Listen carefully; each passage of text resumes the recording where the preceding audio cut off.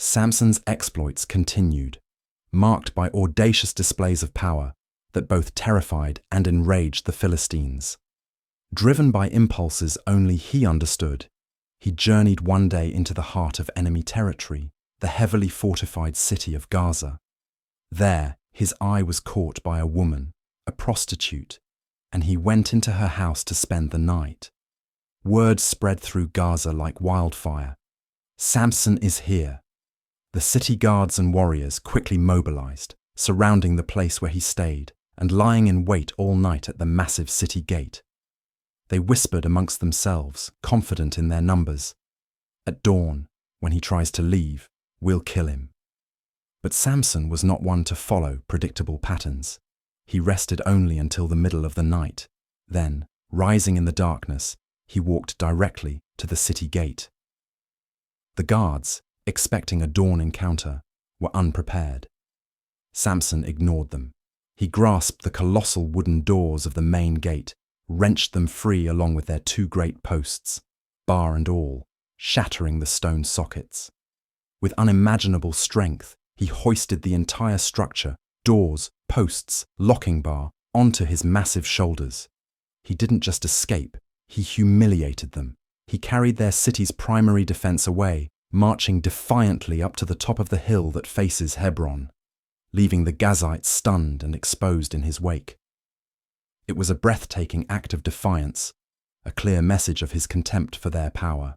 Some time later, however, Samson encountered a different kind of danger, one his strength could not easily overcome. In the lush valley of Sorek, he fell deeply in love with a woman named Delilah. Whether her feelings were genuine or not, the connection became Samson's vulnerability. The lords of the Philistines, ever watchful and desperate to neutralize their nemesis, saw their chance. They approached Delilah secretly, their words dripping with temptation. "See if you can lure him into revealing the secret of his great strength," they urged, "and how we can overpower him, tie him up, and subdue him.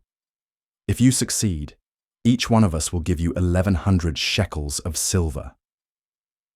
It was a fortune, a king's ransom offered for the betrayal of one man, greed or perhaps pressure won out. Delilah began her seductive interrogation. "Tell me, my love," she whispered softly.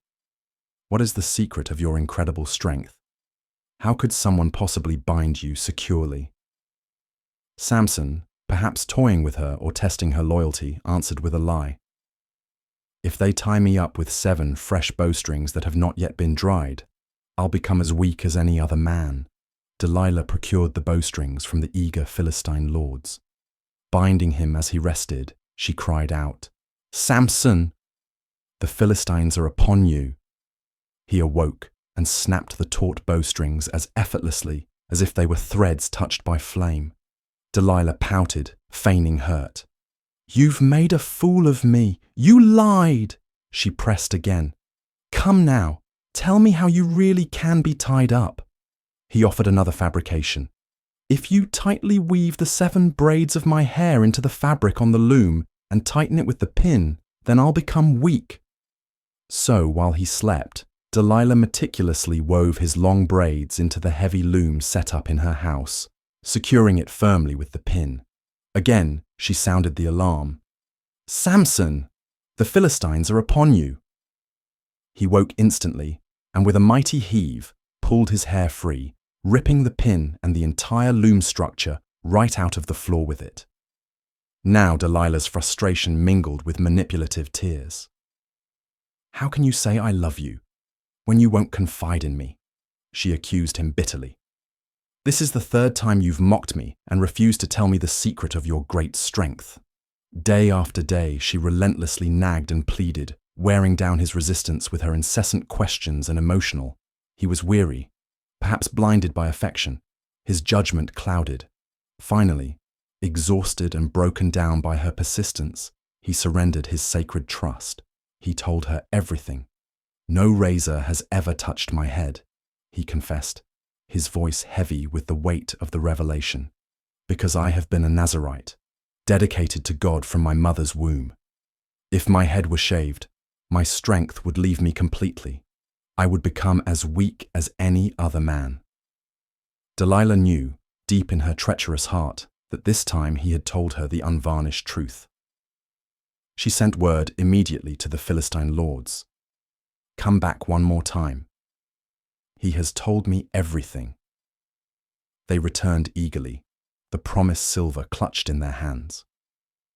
After lulling Samson to sleep with his head resting upon her lap, Delilah signaled a waiting accomplice.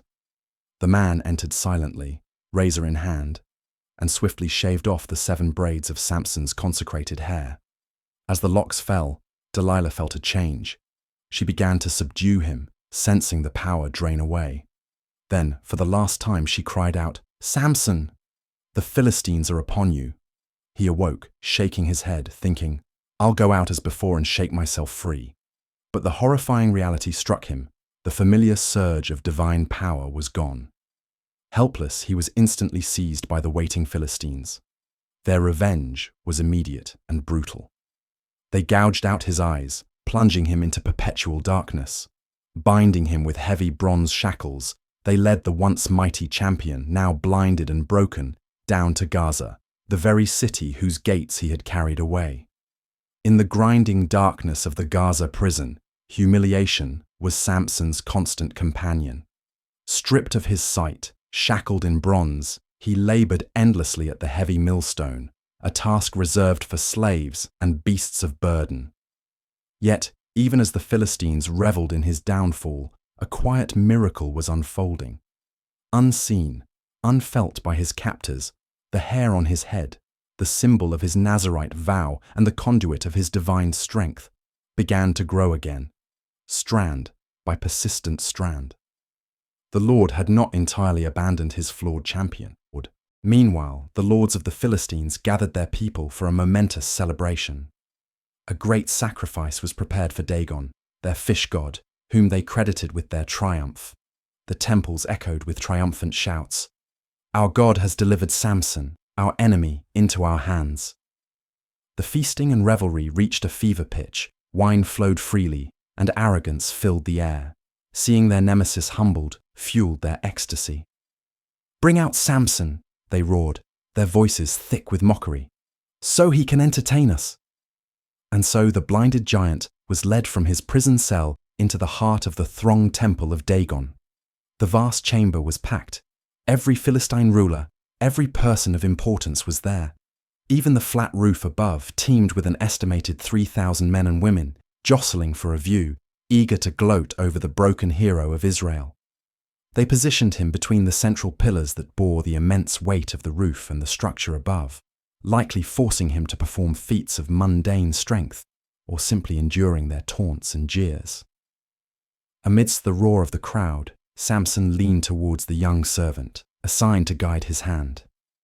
"Position me," he whispered, his voice low but intense, "so I can feel the pillars that support this temple. Let me lean against them." The servant, perhaps unknowingly, obliged. He prayed, a desperate final plea tearing from his soul. "O sovereign Lord, remember me. Please, God, strengthen me just this once more. Let me, with one final blow, get revenge on the Philistines for my 2 eyes."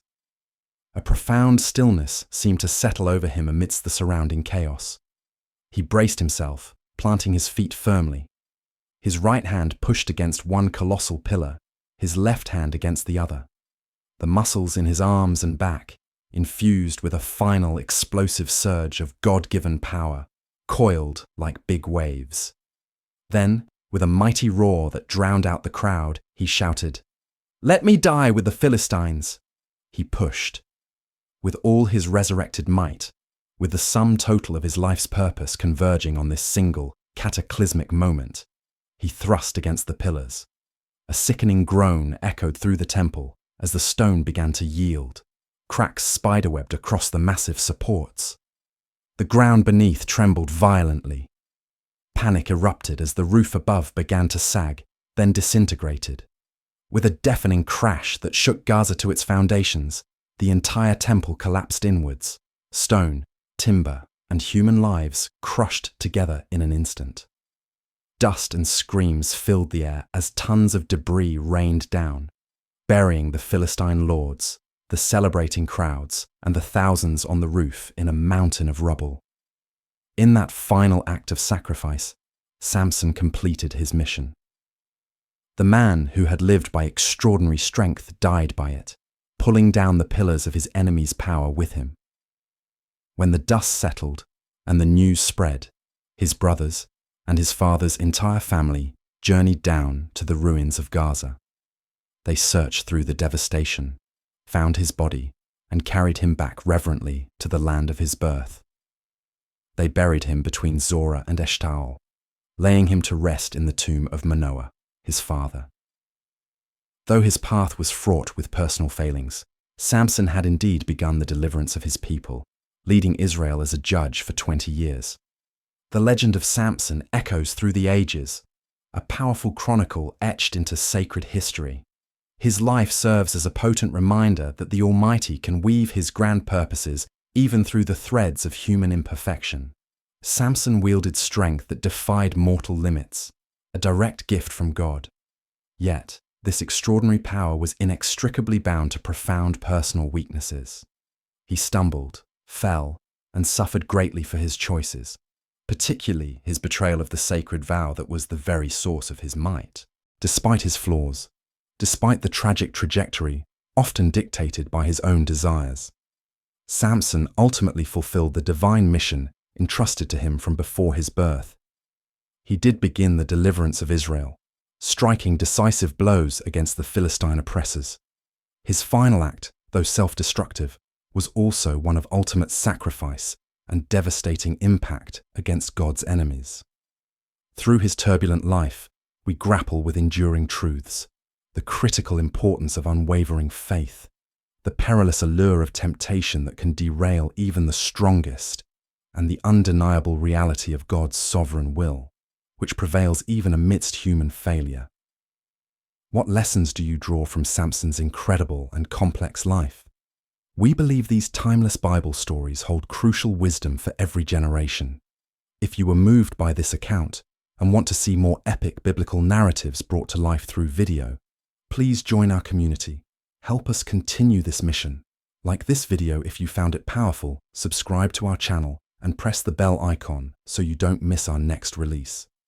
Share your thoughts in the comments below. What part of Samson's story impacts you the most?